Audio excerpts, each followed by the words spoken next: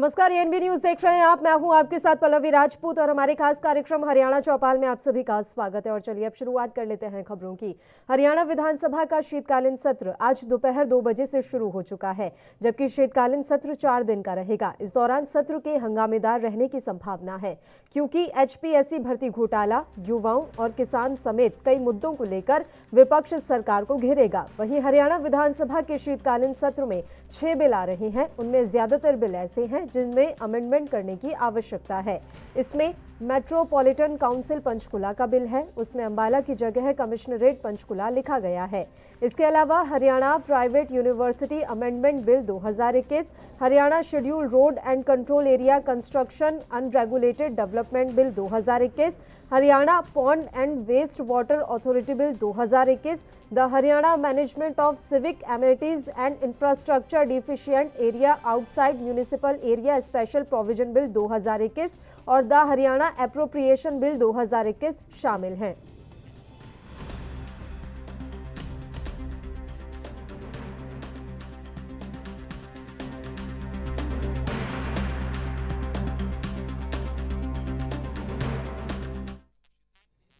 कांग्रेस विधायक आफताब अहमद ने ANB news से खास बातचीत करते हुए विधानसभा सत्र के लिए विपक्ष की रणनीति के बारे में चर्चा की। विधानसभा की कार्यवाही में शामिल होने से पहले विधायक आफताब अहमद ने एएनबी न्यूज से खास बातचीत में कांग्रेस विधायक दल की बैठक के बारे में भी जानकारी साझा की है।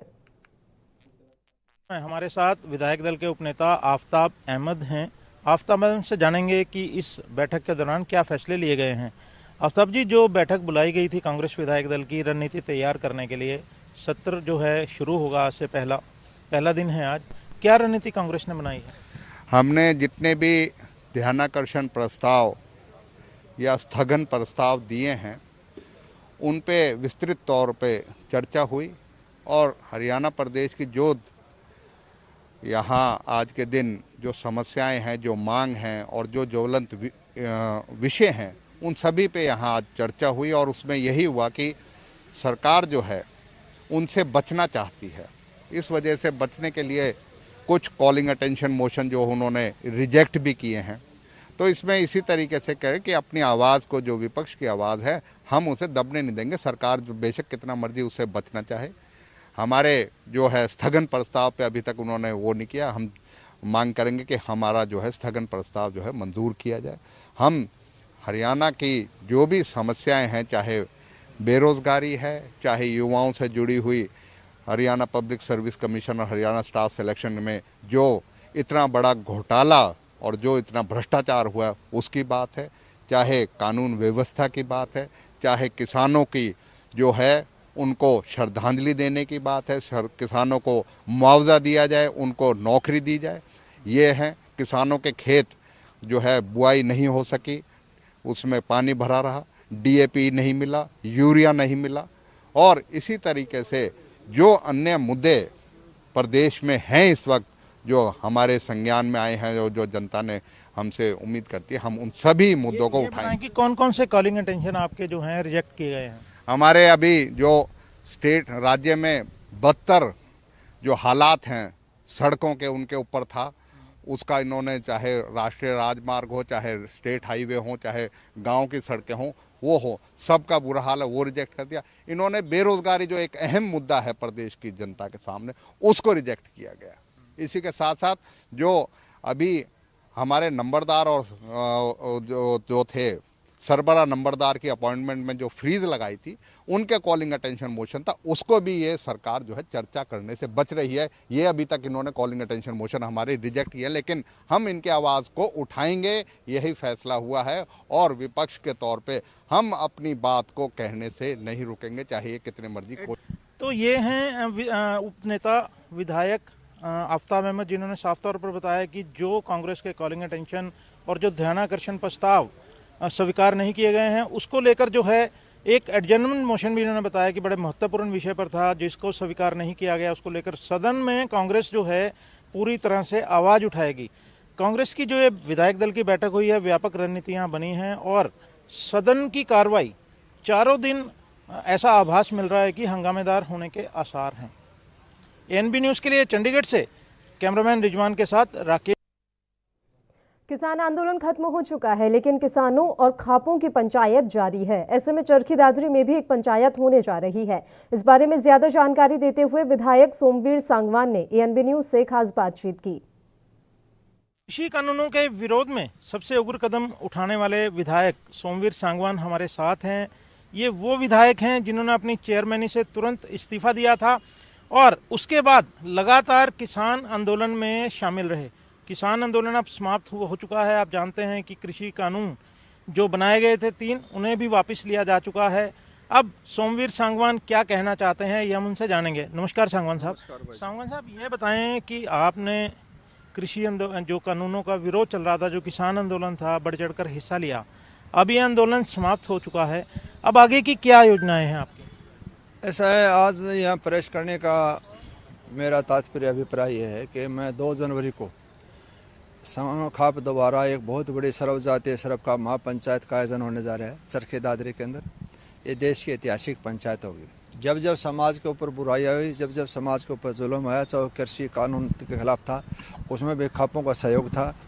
जब जब देश के ऊपर कोई बात आई तो खापों ने बड़ा योगदान रहा है। तो इस समाज के अंदर जो आज बुराई जो घर कर रही है, उसको रोकने के लिए हम 2 तारीख को बहुत बड़ी पंचायत कतलान टोल। इस पंचायत का क्या एजेंडा है? इस पंचायत का मुख्य एजेंडा जो पिछले 7 साल से बीजेपी के स्टेट और सेंट्रल गवर्नमेंट की सरकार बनी, जब से लेके आज तक, जो हमारे भाईचारे में 36 का नारा देके जाति पाति का जो जहर घोल के भाईचारे को बिगाड़ दिया, उस भाईचारे को कायम करना, उस जहर को ख़त्म करना, दोबारा पुनः वो भाईचारा स्थापित हो। एक तो ये।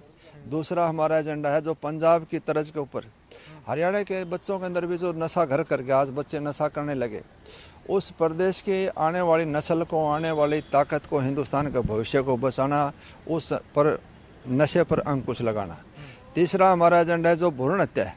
जो लड़की गर्भ में पैदा होने से पहले ही माँ बाप इस 21वीं सदी के अंदर लड़का लड़की के अंदर जो भेद समझते हैं, उस जघन्य अपराध को रोकना कि हमारी किसी बेटी की गर्भ हत्या न हो। चौथा एजेंडा हमारा जो दहेज प्रथा है, पैसे के लालच में बच्चियों की, नौजवान बहनों की ज़िंदगी तबाह कर देते हैं और उसको अपना शौक समझते हैं ज़्यादा दहेज लेने में, उसको ऊपर अंकुश लगाना। चौथा हमारा है कि सरकार से हम ये कहेंगे कि सरकार कोई ऐसा प्रस्ताव पास करे, ऐसा कानून लेके आए कि लड़की की उम्र शादी के लिए 18 के बजाय 21 और लड़के की उम्र 25 करी जाए। क्योंकि जब तक मैच्योर नहीं हो, अब आज पढ़ा लिखा ज़माना है, 28-30 साल के लड़के बच्चे शादी कराते हैं, तो 18 साल की उम्र एक जितने नॉलेज होनी चाहिए, परिपक्व होना चाहिए, उतना नहीं होता। तो सरकार ने इसमें भी ये प्रस्ताव लेने जा रहे कि सरकार ऐसा भी कोई प्रस्ताव ले आए जिसकी लड़की की उम्र शादी की 21 और लड़के की उम्र 25 होनी चाहिए। सांगवान जी, आपको नहीं लगता कि ये जो लव मैरिजेस पे आप पंचायत में बैन लगाने जा रहे हैं, और लव मैरिज तो माँ बाप की असहमति ज़्यादातर केसों में ही होती है, बहुत कम केस हैं जहाँ पर सहमति होती है। आपको लगता नहीं कि इसका विरोध होगा? इस तरह के एजेंडों का आपकी पंचायत तो हो सकता है पास कर दे, लेकिन देशव्यापी आपको लगता नहीं विरोध होगा? इसे तुगलकी फरमान माना जाएगा? ऐसा है कि हम ये प्रस्ताव नहीं ला रहे आगे इसके ऊपर बैन लगे।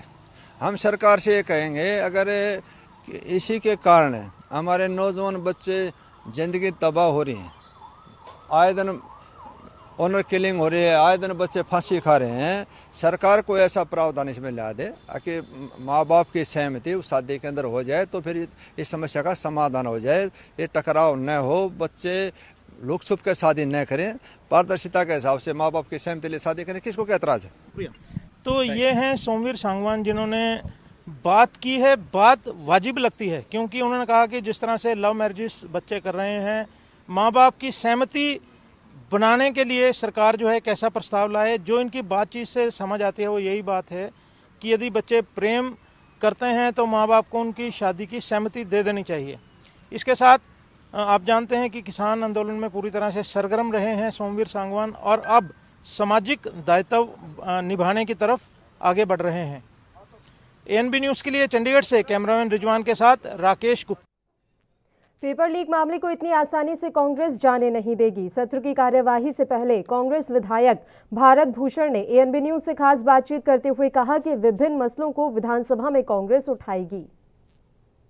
बिल्कुल बात हुई थी कि इसमें से एक रणनीति बनाई गई कि ये जो नौकरियों में धांधली और एचपीसी का इतना बड़ा स्कैंडल हुआ है और सारे प्रदेश के अंदर जिसकी सारे हिंदुस्तान में हरियाणा की प्रतिष्ठा को बहुत बड़ा धक्का लगा है, इसके बारे में भी सवाल उठाएंगे और साथ में डिमांड करेंगे कि सुप्रीम कोर्ट के जज हाई कोर्ट की सिटिंग जज से इंक्वायरी कराई जाए या सीबीआई से इंक्वायरी कराई जाए। आपकी मांग नहीं मानी जाती है सदन में या बोलने नहीं दिया जाता तो क्या रवैया रहेगा? तो सदन में पूरा अपनी बात रखेंगे और नहीं तो वॉकआउट करेंगे। ये बताएं कि हर सत्र में कांग्रेस जो है कभी प्रदर्शन करती हाउस में गई है, कभी पैदल चलकर गई है, अब की दफा समस्याओं को सदन के बाहर किस तरह से उजागर करते हुए सदन में जाएंगे? नहीं, इस बार सदन के अंदर उजागर करेंगे। बाहर की बात होगी तो अभी 3 दिन का और हाउस है जो भी। चंडीगढ़ में एचपीएससी भर्ती मामले में यूथ कांग्रेस ने हल्ला बोला है। विधानसभा के चौक पर बड़ी संख्या में यूथ कांग्रेसी कार्यकर्ता इकट्ठे हुए। नौकरियों का स्टॉल लगाकर भर्तियों की रेट लिस्ट दिखाई गई। बड़ी संख्या में पुलिस बल भी मौजूद रहा और विधानसभा के रास्ते में बैरिकेडिंग कर दी गई। विरोध प्रदर्शन के दौरान हरियाणा यूथ कांग्रेस के प्रदेश अध्यक्ष दिव्यांशु बुद्धिराजा ने बयान देते हुए कहा कि हरियाणा सरकार ने नौकरियों की दुकान लगाई है, उस दुकान का नमूना आज हमने पेश किया है। बड़े बड़े सफेदपोश नौकरियों के घोटाले में शामिल हैं।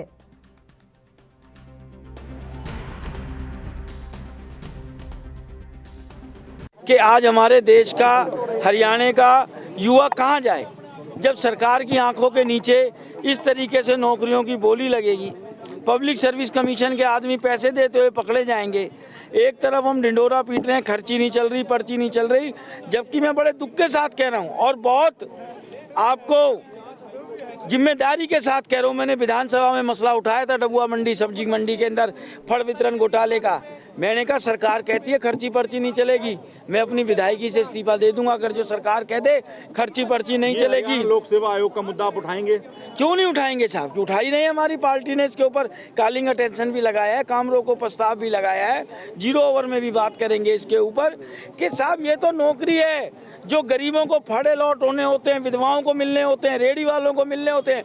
वो फड़ पता है इस सरकार में किसके नाम अलॉट हो रहे हैं? जो सीएम विंडो में एमिनेंट पर्सन है उनके नाम पर ये फड़ अलॉट हो रहे हैं। इनेलो यूथ विंग के राष्ट्रीय प्रभारी करण सिंह चौटाला ने एचपीएससी भर्ती घोटाले की जांच हाईकोर्ट के सिटिंग जज से कराने की मांग को लेकर एक प्रतिनिधिमंडल के साथ राज्यपाल को ज्ञापन सौंपा है। सुनते हैं प्रेस से बात करते हुए उन्होंने क्या कुछ कहा। जिस प्रकार दफ्तर के अंदर करोड़ों रुपए पकड़े गए और फिर सीएम साहब कहते हैं कि नहीं ये तो घर में पकड़े गए थे, और इस बात के ऊपर हम इंक्वायरी की मांग करने आए थे और गवर्नर साहब ने पूरा आश्वासन दिया है कि इंक्वायरी करवाएंगे सिटिंग जज से। और ये कोई छोटा मैटर नहीं है, मैंने उनके संज्ञान में लेके आया इस बात को कि किस प्रकार ये आज पूरे यूथ का, पूरे स्टेट के नौजवानों के भविष्य का सवाल है। तो उन्होंने इस बात को बेखूबी समझा भी और वो इस बात पे मानते भी हैं कि इंक्वायरी होनी चाहिए। तो उन्होंने आश्वासन दिया है कि वो इंक्वायरी कराएंगे। किस प्रकार 28 से ज़्यादा पेपर कैंसिल हुए हैं और हाल ही में जिस प्रकार अभी एक आदमी पकड़ा गया है, दिल्ली पुलिस का कांस्टेबल था जो कि लगातार बड़ौदा चुनाव में भी दिखाई दिया, उसने भी ये बात कही कि हज़ारों से ऊपर नौकरियां तो मैंने दिलवाई हैं पैसे लेकर के। ये मैटर भी आपके सामने आया है, उसकी फ़ोटोज़ आई हैं, फ़ोटोज़ लीक हुई हैं कि किस प्रकार वो मुख्यमंत्री महोदय के साथ वीडियो कॉन्फ्रेंसिंग पे बात कर रहा है, किस प्रकार वो पूरे बड़ौदा चुनाव में घूमा है। हालांकि वो दिल्ली पुलिस का कांस्टेबल था, फिर भी ऑन ड्यूटी होकर के वो किस प्रकार वहाँ पे आकर के चुनाव में उसने प्रचार किया बीजेपी का। तो एक बड़ा मैटर है और एक गंभीर मैटर है। तो इसके ऊपर हम गवर्नर साहब से मिलने आए थे और उन्होंने पूरा आश्वासन दिया है कि इस पे कार्रवाई करवाएंगे। लोग जमे हुए सरकार कर रहे हैं। सरकार की कार्रवाई आपने देख ली कि किस प्रकार जैसे उन्होंने उसको सस्पेंड किया अफसर को, उसके बाद उसको एक जवाब देने का टाइम मिलता है, लेकिन वो टाइम ना मिले और उसके ऊपर अगर वो जवाब देता तो काफ़ी खुलासे होते, काफ़ी नाम सामने आते। उसे तुरंत बर्खास्त किया और उसे अरेस्ट करवाने का काम किया। तो ये एक बड़ा षड्यंत्र है ताकि कोर्ट में उसको भी मदद मिले कि मेरे को जल्दी से जल्दी बेल मिल जाएगी या मेरे को कोई सज़ा नहीं होगी कि मेरे साथ सरकार ने अन्याय किया। अगर सरकार उसको समय देती और सही ढंग से इंक्वायरी कराती तो बहुत से बड़े नाम बाहर आते, जिसमें स्वयं मुख्यमंत्री का भी नाम आ सकता था और बड़े बड़े मंत्रियों के नाम आ सकते थे। तो ये एक बड़ा मैटर है, कोई छोटी बात नहीं है। सरकार ये भी कह रही है कि हमें अपनी एजेंसियों पर विश्वास रखना चाहिए और वो इस जांच को मुख्यमंत्री को अपनी एजेंसी पर विश्वास होता तो एक मैटर पे उन्होंने पहले सीबीआई जांच मांग करी, फिर कहते हैं कि मेरे को सीबीआई जांच नहीं चाहिए। इस प्रकार के कितने मैटर हैं, अगर उनको विश्वास होता तो वो पहले सीबीआई जांच उन्होंने उस मैटर पे। चरखी दादरी के झाजू कला ब्लॉक में आयोजित मुख्यमंत्री अंत्योदय परिवार उत्थान मेले में दूसरे दिन बीजेपी जिला अध्यक्ष सतेंद्र परमार और अतिरिक्त उपायुक्त मुनीश नागपाल पहुंचे और विभिन्न विभागों द्वारा लगाई गई स्टॉल्स का निरीक्षण किया। इस अवसर पर जिला अध्यक्ष सतेंद्र परमार ने बताया कि मुख्यमंत्री अंत्योदय परिवार उत्थान मेले में गरीब लोगों को बहुत ही फायदा मिल रहा है। केंद्र सरकार और राज्य सरकार द्वारा सभी वर्गों के विकास के लिए अनेक जन कल्याणकारी योजनाएं चलाई जा रही हैं। अंत्योदय परिवार उत्थान मेला जो इस जिले में आयोजित किए जा रहे हैं मैं बताना चाहूँगा कि हरियाणा सरकार की ओर से, मुख्यमंत्री कार्यालय की ओर से, जिला प्रशासन की ओर से तो आदेश पर 19 अलग अलग विभाग के यहाँ स्टॉल लगाए गए हैं, जिसमें जनता के सहयोग के लिए हेल्प डेस्क और 5 काउंसलिंग के लिए सेंटर बनाए गए हैं। और उसके बाद जो संबंधित लाभार्थी है जिनको मोबाइल से सूचना दी गई है, SMS से भी दी गई है, हमारे जिला प्रशासन की ओर से, हमारे SDM साहब की ओर से और रेवेन्यू डिपार्टमेंट की ओर से भी उन्हें आने के लिए आमंत्रित किया गया है। तो संबंधित लाभार्थी को जिस विभाग की जो स्कीम उसके लिए लाभदायी है उसके बारे में काउंसलिंग डेस्क पर बताया जाता है। संबंधित विभाग द्वारा भी उसके जो आर्थिक स्थिति के बारे में, उसकी रुचि के बारे में जानकर जिस स्कीम का सबसे अधिक उसे लाभ हो सकता है उस स्कीम के बारे में उसे वो लाभ दिया जाता है। और संबंधित जो बैंक के पास LDM साहब हमारे यहाँ उपस्थित हैं, बैंकर्स के भी यहाँ स्टॉल लगे हुए हैं, तो संबंधित बैंक के पास उसे भेजा जाता है। तो मेरा कहने का तात्पर्य ये है कि हरियाणा सरकार द्वारा, जिला प्रशासन द्वारा सभी औपचारिकताएं यहीं पूरी की जाती है, बैंक द्वारा भी यहीं उनकी औपचारिकता पूरी करके उसे अधिकतम लाभ दिए जाने की जो ये शुरू किया गया है, ये जो पुनीत प्रयास है, ये काफ़ी अधिक कामयाब है। और विशेष तौर पर बाजड़ा में भी जो 2 हमारे मेले लगे, अभी आज दूसरा दिन झुंझुनू में है, तो काफ़ी अच्छा रुझान जनता का देखने को मिल रहा है, जिसमें सभी विभाग सहयोग करें, जिसके लिए सभी बधाई की बात। द्वारा जो योजना लागू की गई है, मुख्यमंत्री अंत्योदय परिवार रोजगार, स्वरोजगार जो मेले लगाए जा रहे हैं, इससे बहुत ही फायदा होगा आम आदमी को, गरीब आदमी को, जिसकी आमदनी 1 लाख से कम है। मुख्यमंत्री जी का सपना है कि उसकी आमदनी दुगनी की जाए और उसको नौकरी की तरफ आकर्षित जो व्यक्ति होता है उसको नहीं, बल्कि उसको स्वरोजगार की तरफ ले जाया जाए गरीब आदमी को, ताकि गरीब ना रहे और नौकरी की तरफ ना भागे अधिकारियों के पास, राजनीतिक आदमियों के पास, सरकार के पास। तो इसलिए मुख्यमंत्री जी का ये एक बहुत बड़ा सपना है। पूरे हरियाणा प्रदेश के अंदर ऐसे स्वरोजगार के मेले लगाए जा रहे हैं। अपने दादरी जिले के अंदर भी हर ब्लॉक के अंदर ये लगाया जा रहा है। पूरे जिले के नोडल अधिकारी अपने ADC साहब हैं, यहाँ बालड़ा के सब डिवीज़न के SDM साहब हैं। बहुत अच्छा, ये कल भी बहुत लोग आए थे और आज भी बहुत ज़्यादा लोग आए हुए हैं, तो इसका फ़ायदा आम जनता को बहुत पहुंच रहा है और मुख्यमंत्री जी का भी ये सपना। बुलेटिन में खबरों का सिलसिला लगातार जारी रहेगा। यहाँ रुकते हैं एक छोटे से ब्रेक के लिए, आप बने रहिए हमारे साथ।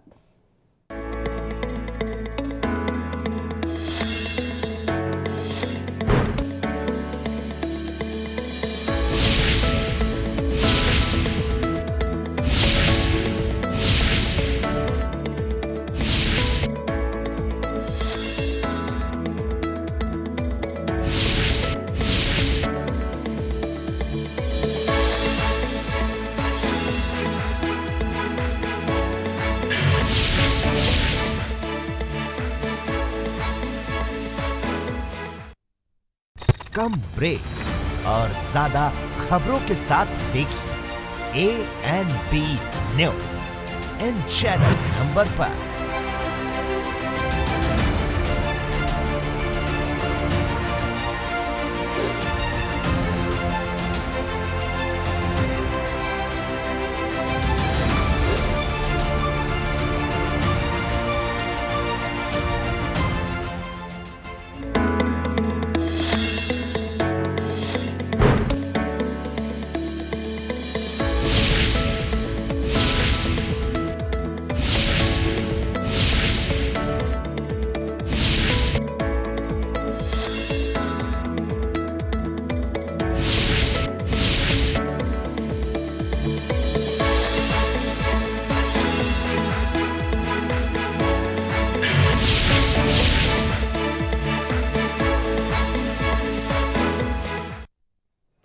के बाद एक बार फिर से आप सभी का स्वागत है। बढ़ते हैं कुछ और खबरों की ओर। आंगनवाड़ी कार्यकर्ताओं की हड़ताल और धरना रेवाड़ी नगर के नेताजी सुभाष चंद्र बोस पार्क में शुक्रवार को 10वें दिन भी जारी रहा, जहां कार्यकर्ताओं ने नारेबाजी कर सरकार को चिताया। प्रधान तारा देवी और राजबाला चौहान ने कहा कि सरकार के नकारात्मक रवैये से कार्यकर्ताओं में रोष है। उन्होंने कहा कि सरकार नारी शक्ति की परीक्षा न ले। अपनी मांगों को लेकर प्रदर्शन कर रही आंगनवाड़ी कर्मचारियों ने कहा कि इस बार वह आर पार की लड़ाई लड़ने के मूड में है।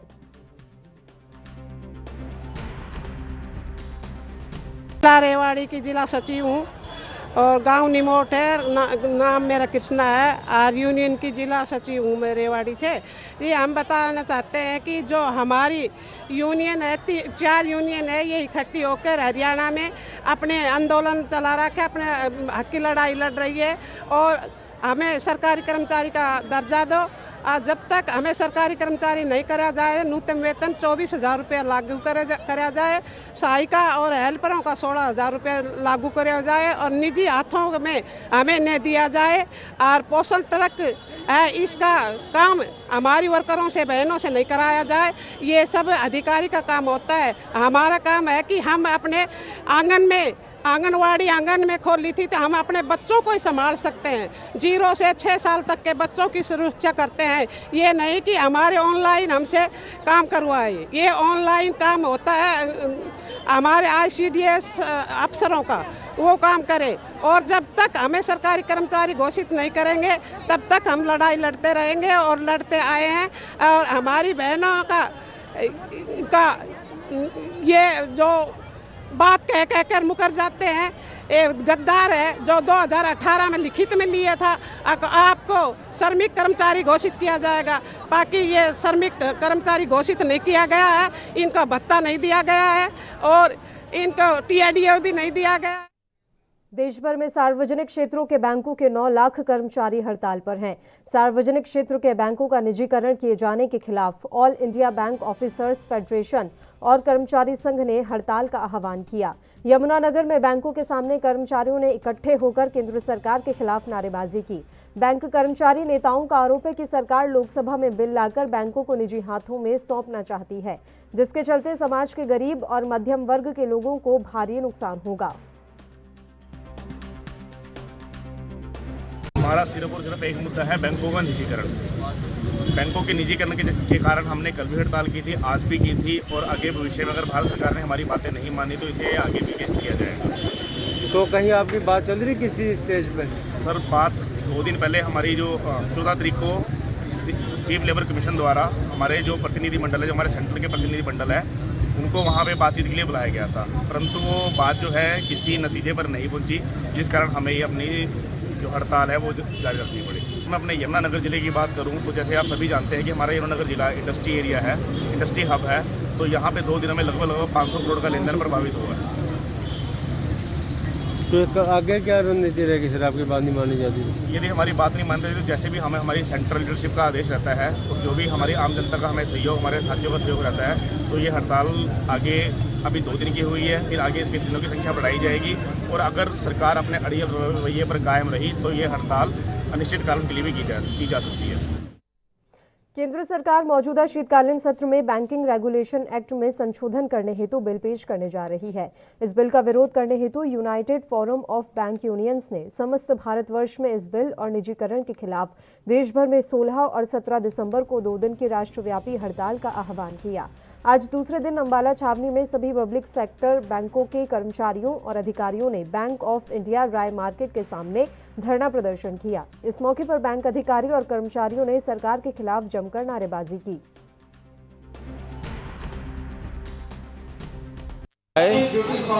General secretary AIBOA Haryana state committee, आज कल भी हमारी हड़ताल थी देश भर के सभी बैंकों में और आज भी है। ये विरोध हमारा बैंकिंग लॉ अमेंडमेंट एक्ट जो शीतकालीन सत्र में सरकार रखने जा रही है NDA 2, उसके विरोध में है और हमारी मांग यही है कि उस बिल को वापस लिया जाए, इसको काला कानून वापस लिया जाए ताकि सबकी रोजी रोटी बच सके और देश के साथ धोखा ना होए। क्योंकि पहले 28 बैंक थे, इस सरकार ने मर्जर करके उनकी गिनती कम करके 12 तक ला दी है और अब ये सरकार प्राइवेट हाथों में, कारपोरेट के हाथों में बैंकों को बेचना चाहती है और अपना 1,75,000 करोड़ रुपया जो बजट में इन्होंने एम रखा है उसको इकट्ठा करना चाहती है, जिससे आगे आने वाले आम लोगों को, फड़ी वाला, दुकानदार, रेहड़ी वाला, रिक्शे वाला, मजदूर, इनको सहायता नहीं मिल पाएगी और यहाँ देश भर में एक अराजकता का माहौल हो जाएगा। दूसरा, इन सरकारी बैंकों में लोगों का विश्वास है जमा कराने का, अपनी जमा पूंजी रखने का, लेकिन अगर ये प्राइवेट हो गए और कल को दिवालिया घोषित हो गए तो उनकी जमा पूंजी जो है, उनकी छोटी छोटी सेविंग जो है वो ख़त्म हो जाएगी। इसलिए हम विरोध करते हैं कि देश भर में ये काला कानून वापस लिया जाए और बैंकों का निजीकरण ना किया जाए। इसी के साथ इस बुलेटिन में फिलहाल के लिए इतना ही। मुझे दीजिए इजाजत। देश और प्रदेश की तमाम ताज़ा खबरों के लिए आप बने रहिए हमारे साथ। नमस्कार।